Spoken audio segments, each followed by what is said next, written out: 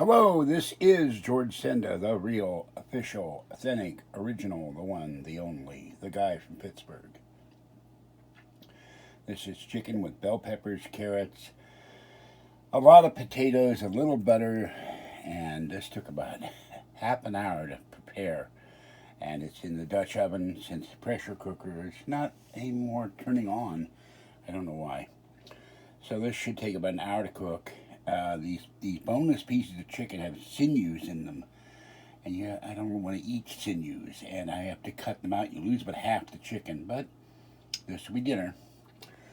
Got more videos to post. It's raining out there. Got to go feed Tiny One. Went to the doctor yesterday. I'll do videos and all that later this morning. Have a great day. Stay warm, stay dry, stay safe. This is George Senda, the guy from Pittsburgh.